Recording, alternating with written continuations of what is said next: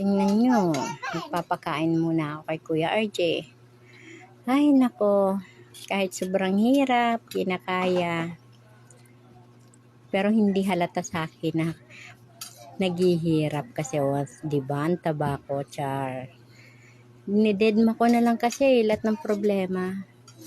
Kinakaya ko na lang lahat na problema.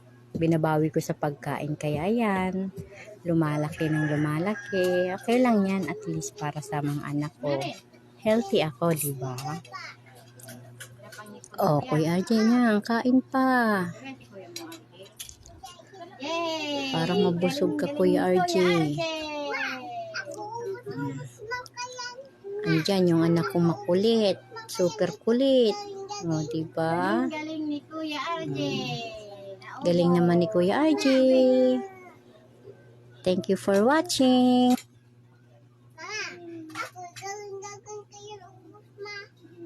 Galing. Ubus na ni Kuya RJ.